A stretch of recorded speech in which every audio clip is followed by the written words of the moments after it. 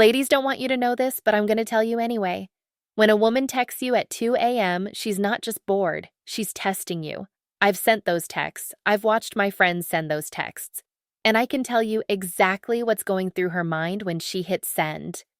Most men respond immediately, thinking they've won. But that instant reply, it's exactly what makes her lose interest by morning.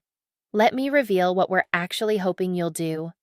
Before I dive into this, I need you to do something for me.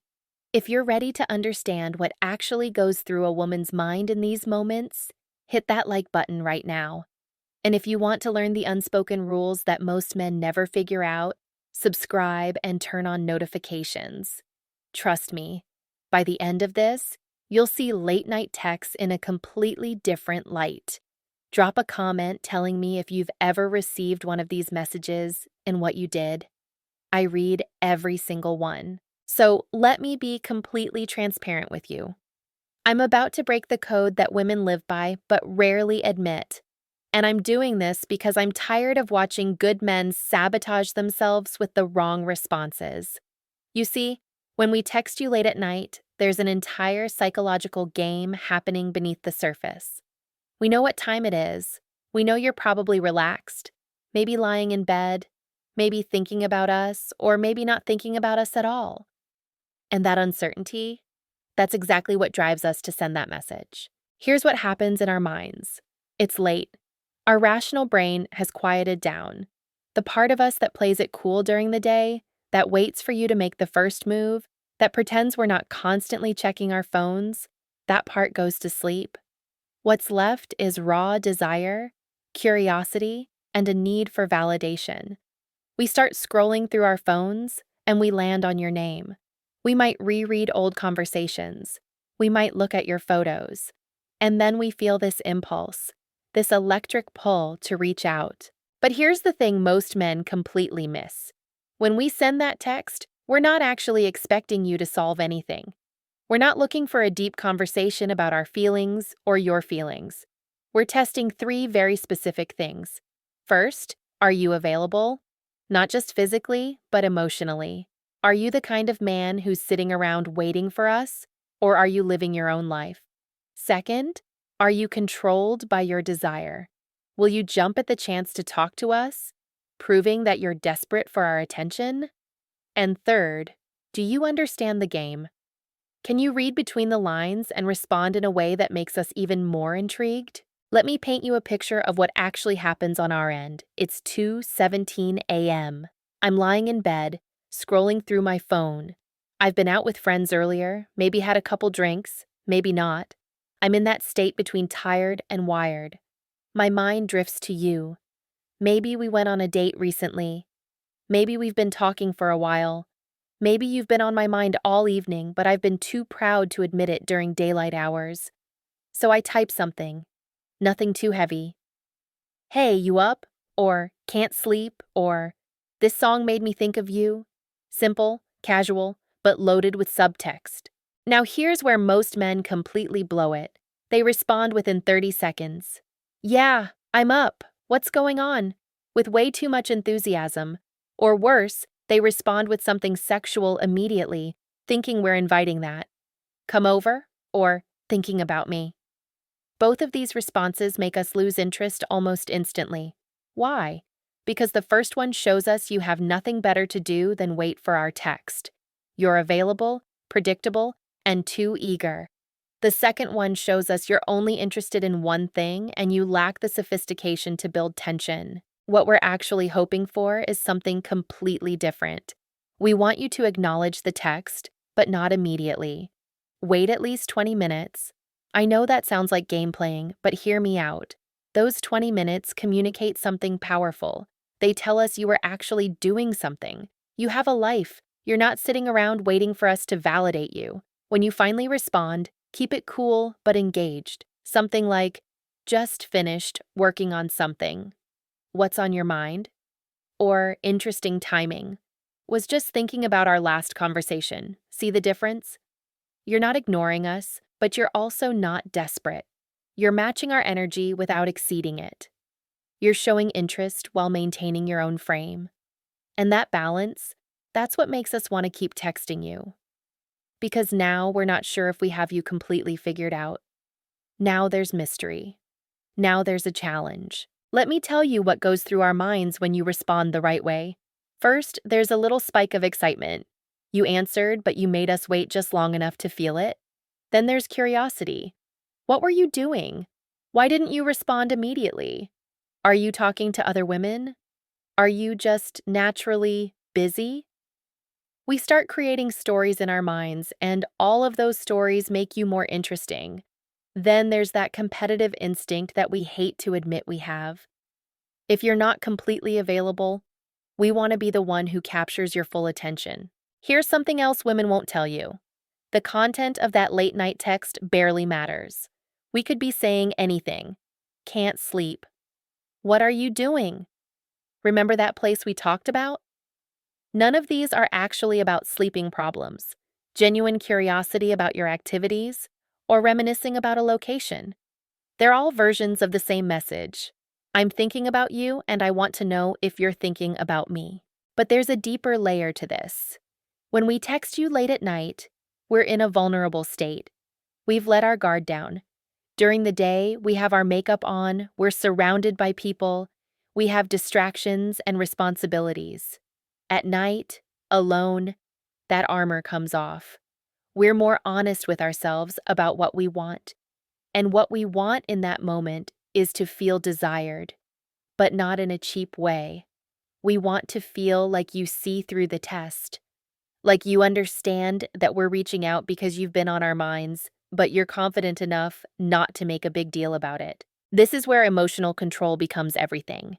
The man who can receive a late night text and respond with calm confidence, without neediness or overeagerness, that's the man who stays in our thoughts long after the conversation ends. Because you've just shown us that you value yourself. You haven't dropped everything to entertain us. You haven't tried to turn it sexual immediately. You've simply matched our energy and created space for something to develop naturally. Now let me reveal something that might surprise you. Sometimes we text you late at night specifically because we've been thinking about you in a physical way. Our minds have wandered. We've imagined what it would be like to be close to you. We've replayed moments where we felt chemistry. But here's the paradox.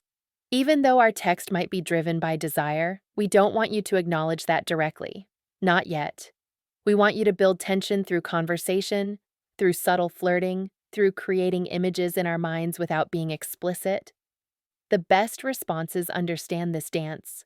You might say something like, "You know what's interesting about late night conversations? People say things they'd never say during the day. That single sentence does multiple things. It acknowledges the unique nature of the timing. It suggests deeper communication is possible. It hints at intimacy without demanding it. And it puts the ball back in our court, making us chase the conversation." Or you could try something more playful. 2 a.m. texts are dangerous territory. You sure you want to open this door? This creates intrigue. It suggests you understand exactly what's happening. It positions you as someone who's aware of the implications, but not afraid of them. And it challenges us slightly, which activates our interest even more. What you're doing in these responses is maintaining what I call controlled mystery. You're not being cold or distant. You're engaged and present. But you're not giving us everything. You're leaving room for our imagination to work. You're showing us that access to you, full access, has to be earned. And women respond to that on a primal level because it mirrors what we do. We make men work for our attention, our time, our bodies. When a man does the same, but without being manipulative or game-playing, it creates equality. And equality creates respect. And respect creates genuine attraction. Let me share what happens when you get this right. The conversation continues, but it's different from daytime conversations. There's a current running underneath. Every word carries more weight.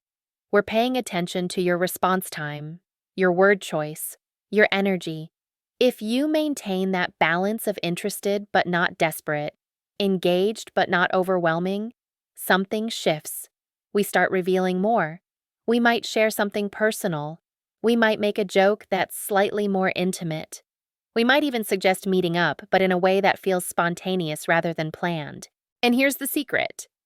By responding correctly to our late night text, you've passed a test we didn't even consciously know we were giving. You've shown us that you understand female psychology. You've demonstrated emotional intelligence. You've proven that you can be both strong and receptive. All of this makes us see you differently. Suddenly, you're not just another guy trying to get our attention. You're someone who might actually match our complexity. But let's talk about what happens after that initial exchange. This is where most men make their second mistake. The conversation goes well, there's chemistry, there's laughter, there's tension building, and then they try to close too hard. When can I see you? Or, you should come over. Or, I want to take you out tomorrow. All of these kill the momentum because they're too direct. They shatter the spell we've been building together. Instead, leave the conversation at its peak. When things are flowing beautifully, when we're both clearly enjoying the exchange, that's when you say something like, I'm going to let you get some sleep, but I'm glad you texted. This does something powerful. It shows restraint. It demonstrates that you're not enslaved by the conversation or by us. It leaves us wanting more. We'll lie there after you've signed off, replaying the conversation, wondering what you're thinking, anticipating the next time we'll talk. This is the art of late night texts. It's not about manipulation. It's about understanding the psychological dance between masculine and feminine energy.